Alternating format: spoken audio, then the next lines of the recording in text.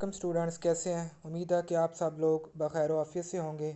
आज जमात दहम मताला पाकिस्तान का लेक्चर नंबर 1 है। 9th क्लास में आप लोग चैप्टर नंबर 1 तक 5 पढ़ चुके हैं। दहम क्लास में चैप्टर नंबर 6 to 10 है। बाब नंबर 6 है तारीख़ पाकिस्तान हिस्सा दोम।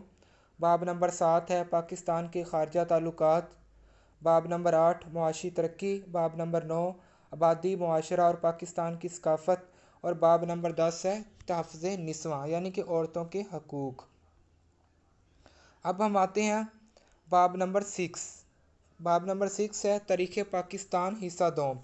ये इसके तदरीसी मकासद दिए गए हैं कि इस चैप्टर को रीड करने के बाद हम ये मकसद जो है वो हासिल कर सकेंगे।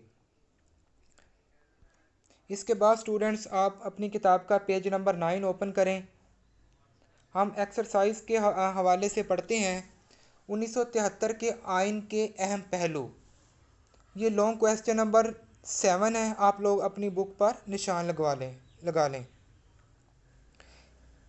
सबसे पहला पॉइंट है इफ्तिताहिया। 1956 और 1962 के आइन की तरह 1973 के आइन में भी करारदाद मकासद को इफ्तिताहिया के तौर पर शामिल किया गया।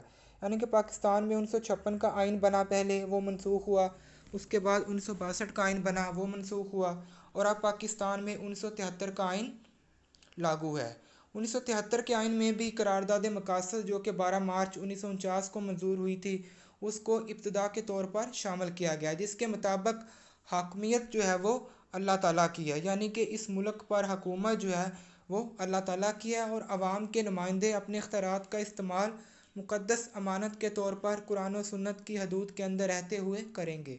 आवाम के नुमाइंदे से मुराद इस मुल्क के सदर, वज़ीर आज़म और वज़रा वगैरह है, जिनको इख्तियारात मिलता है वो उस इख्तियारात को मुक़द्दस अमानत के तौर पर कुरान और सुन्नत की हदूद के अंदर रहते हुए इस्तेमाल करेंगे। 1985 में एक तरमीम के ज़रिए उसे 1973 के आइन का बाकायदा हिस्सा बना दिया गया। 1985 में एक अमेंडमेंट हुई 1973 के कॉन्स्टिट्यूशन में, जिसमें जो है वो इफ्तिताहिया को बाकायदा तौर पर 1973 के आइन का हिस्सा बनाया गया। उसके बाद दूसरा पॉइंट है हमारे पास तहरीरी आइन, रिटन कॉन्स्टिट्यूशन। पहले दसातीर की तरह ये आइन भी तहरीरी है। दसातीर दस्तूर की जमा है जिसका मायने है आइन। 1956 और 1962 के आइन की तरह 1973 का आइन भी रिटन फॉर्म में हमारे पास मौजूद है, जो 280 दफ़ात, 12 हिस्सों और 6 गोशवारों पर मुश्तमिल है। इस आइन के 280 आर्टिकल्स हैं, 12 पार्ट्स हैं और 6 जो है वो यूनिट्स हैं, बाब हैं।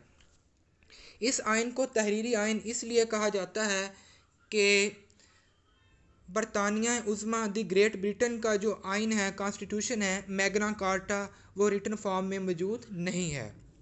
तीसरा पॉइंट हम देखते हैं वफाकी आइन, फेडरल कॉन्स्टिट्यूशन। पहले दसातीर की तरह 1973 के आइन में भी पाकिस्तान को वफाकी मुमलकत करार दिया गया। आइन के तहत वफाक पाकिस्तान 4 सूबों, वफाकी दारुल हुकूमत और इससे मुल्हिका इलाके, वफाक के ज़ेर इंतज़ाम कबायली इलाका जात और सूबों से मुल्हिका कबायली इलाकों पर मुश्तमिल है। यानी कि 1973 के आइन में इस बात की वजाहत की गई कि पाकिस्तान जो है पाकिस्तान का जो आइन है वो वफाकी मुमलकत की तर्ज पर बनाया गया है।